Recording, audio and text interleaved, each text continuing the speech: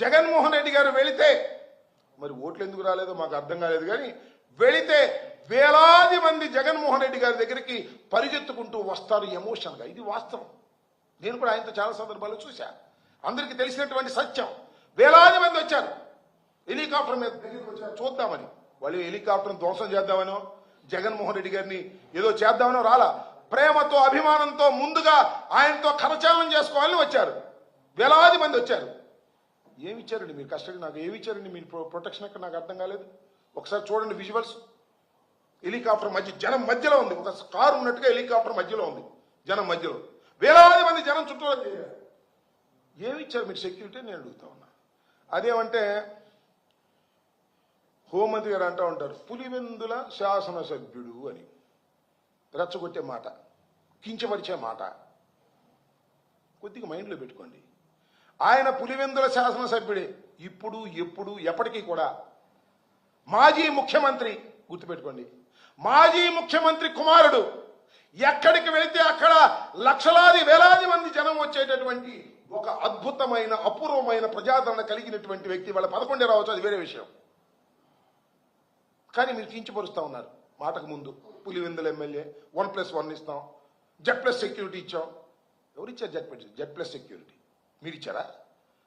By virtue as ex chief minister of Andhra Pradesh, by virtue వస్తుంది.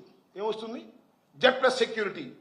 అది నీ దయాదాక్షిణ్యం. అమ్మా హోంమంత్రి గారు, నీ దయాదాక్షిణ్యం వల్ల, లేకపోతే వెనకుండి నడుపుతున్నటువంటి లోకేష్ గారి దయాదాక్షిణ్యం వల్ల వచ్చినటువంటిది కాదు. Z+ security by virtue of ex chief minister గా ఆయనకు వచ్చింది. అది that is the right of Jaganmohan Reddy గారు. చంద్రబాబు నాయుడు గారు కూడా ఉంది అదేదో పెద్ద సెక్యూరిటీనే. కమాండ్ సెంట్రల్ గవర్నమెంట్ 10 సంవత్సరాల క్రితం Z+ కాదు, బ్లాక్ కమాండోస్. ఆయనకి ఎప్పుడో ఒకసారి ప్రమాదం జరిగితే నక్సలైట్లు అంతరించిపోయారని హోమ్ మినిస్టర్ గారు కూడా చెప్తున్నాడు. ఇప్పుడు అయినా కూడా ఆయన కొనసాగుతా ఉంది. ఏంటిది? నాకు అర్థం. బై వర్చ్యూ వస్తాయి. దానికి మేము ఇచ్చాం, మేము దయాదాక్షిణ్యం చేశాం, 1100 మందిని అక్కడ డిప్లాయ్ చేశాం. 1100 మంది డిప్లాయ్ చేస్తే ఏంటి? హెలికాప్టర్ మీదకి అంతమంది ఎందుకు వచ్చారు? మీ వాళ్ళేగా వచ్చింది. మా వాళ్ళు అయితే దేవుడు గుడికి వెళ్తారు, అందరూ భక్తులే. తొక్కులాడుకోరా? దేవుడిని చూద్దామని తొందరగా వెళ్ళేటప్పుడు అట్టాకే మీరు కంట్రోల్ చేయాల్సిన బాధ్యత గవర్నమెంట్కి లేదా? లేదని చెప్పండి పోనీ అనుకుంటాం. మేము జగన్మోహన్ రెడ్డి గారి టూర్కి భద్రత కల్పించవలసిన అవసరం మాకు లేదు అని లోకేష్ గారు, అనితమ్మ గారు, చంద్రబాబు నాయుడు గారు చెప్పండి. మా దోమ మేము చూసుకుంటాం. ఏదో కోర్టుకి వెళ్ళటమో లేదా కేంద్ర ప్రభుత్వం దగ్గరికి వెళ్ళటమో నాకు అర్థం కాదండి. మొన్న మిర్చియాడికి జగన్మోహన్ రెడ్డి గారు పరామర్శించడానికి వస్తే టక్కని తీసేశారు. చాలా దురదృష్టం, అన్యాయం, అక్రమం, అప్రజాస్వామికం. ఒక Z+ సెక్యూరిటీ ఇచ్చిన తర్వాత ఏమంటే రాత్రిపూట టక్కన అర్ధరాత్రి గడ సెక్యూరిటీ తీసేస్తారా? Without reason, without intimation. ఇదే గవర్నర్ గారి దగ్గరికి వెళ్ళి అడిగితే గవర్నర్ గారు ఆశ్చర్యపోయారు. నోటీస్ ఇవ్వలేదా అన్నాడు. ఎందుకంటే గవర్నర్ గారు ఈజ్ జస్టిస్, చట్టం తెలిసినటువంటి వ్యక్తి, న్యాయం తెలిసినటువంటి వ్యక్తి. ఆయన మా ముందు ఏం కామెంట్ చేయలేదు. కానీ ఏమంటే నోటీస్ ఇవ్వలేదా ముందు అని అడిగాడు. అంటే అర్థం ఏంటి? వితౌట్ నోటీస్ Z+ సెక్యూరిటీని మీరు విత్డ్రా చేసుకున్నారు. నాకు ఆవేదనతో అడుగుతా ఉన్నా, నేను బాధతో అడుగుతా ఉన్నా. వైఎస్ఆర్ కాంగ్రెస్ పార్టీ శ్రేణులు భయపడుతున్నాయి. మీరు సెక్యూరిటీ కల్పించడంలో విఫలమైతే పర్వాలేదు, అసలు ప్రయత్నమే చేయట్లే మీరు. అంటే సెక్యూరిటీ ఇవ్వకోకుండా జగన్మోహన్ రెడ్డి గారిని గాలికి వదిలేస్తే ఏమన్నా జరిగితే సంతోషపడదామని ఆలోచిస్తున్నారా అనేటువంటి అనుమానం కలుగుతుంది మాకు. ఇది ధర్మమేనా? న్యాయమేనా? ఏమంటుంది, ఇక్కడ ఒక మాట ఉందండి, భలే విచిత్రంగా ఉంది. ఈ హత్య అంట కుటుంబ నేపథ్యంలో జరిగిందంట. రాప్తాడులో జరిగినటువంటి హత్య. ఆమె 11,000 మంది ఇచ్చావు సరే.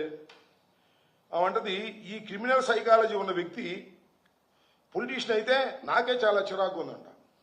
ఆమె నాకే చాలా చిరాకు ఉంది. పైన దిగొచ్చింది ఆమెకే చిరాకు ఉందంట పాపం. ఎందుకంటే చాలా సీనియర్ కదా, ఆమెకే చిరాకుగా ఉంది. ఇలాంటి కామెంట్లన్నీ చేసేటటువంటి పరిస్థితిలో ఇవాళ హోంమంత్రి గారు ఉన్నారు. చాలా దురదృష్టకరమైనటువంటి పరిణామాలను కూడా మనవి చేస్తున్నాను.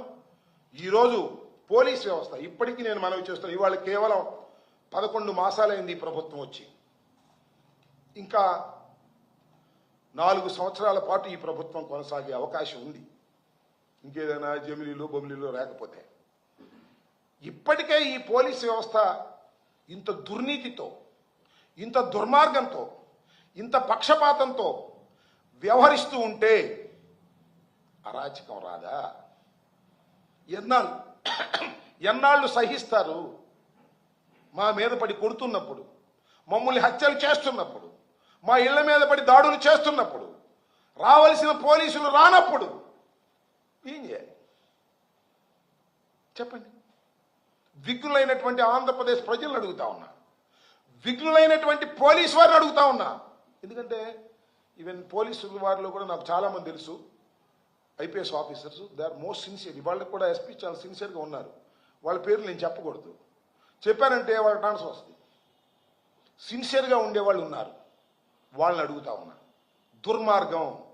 ప్రభుత్వాలు వస్తాయి పోతాయి, కానీ ఐపీఎస్ ఐఏఎస్ ఆఫీసర్స్ జీవితాంతం పనిచేయాలి ఏదో ఒక పోస్టులో. ఐపీఎస్ ఆఫీసర్స్ స్ట్రిక్ట్గా లేకపోతే, పోలీస్ వ్యవస్థ స్ట్రిక్ట్గా లేకపోతే అరాచకం వస్తుంది, ప్రమాదం వస్తుంది. జగన్మోహన్ రెడ్డి గారికి సెక్యూరిటీ ఇవ్వం అన్నారు. ఏం చేయాలి? మేము సెక్యూరిటీ పెట్టుకోవాలా? అంటే మేము సైన్యాన్ని తయారు చేసుకోవాలా? తుపాకులు కొనుక్కోవాలా? ఏంటిది? You have to protect. Police protect చేయాలి. చేయకపోతే మాకున్న మార్గం ఏంటి? న్యాయస్థానాలకు వెళ్ళాలి, లేదా కేంద్ర ప్రభుత్వాన్ని అర్థించాలి. జగన్మోహన్ రెడ్డి గారు, నేను ఒకటే మనవి చేస్తున్నా, ఇవాళ 11 రావచ్చు, కేవలం ఒక శాసనసభ్యుడిగానే ఉండవచ్చు. మీరు ప్రతిపక్ష హోదా ఇవ్వకపోవచ్చు, కానీ ఈజ్ ద లీడర్. అత్యంత ప్రజాదరణ కలిగినటువంటి లీడర్, సింగిల్గా పోటీ చేసే లీడర్. ఏదో 5-6 కట్టగట్టుకుని వచ్చి పోటీ చేసినటువంటి లీడర్ కాదు. 40% of vote bank, out of 100%లో 40% ఓట్ బ్యాంక్ ఉన్నటువంటి నాయకుడు. నెంబర్లు తీసి పక్కన పెట్టండి. అలాంటి నాయకుడికి, మాజీ ముఖ్యమంత్రికి మీరు సెక్యూరిటీ కల్పించడంలో విఫలమైతే సర్దుకోవచ్చు, మరొకసారి సక్సెస్ కావచ్చు, కానీ ఉద్దేశపూర్వకంగా కుట్రపూరితంగా మీరు వ్యవహరిస్తున్నారనేటువంటి అనుమానాలు పెరుగుతా ఉన్నాయి, ఆందోళన చెందుతా ఉన్నాము.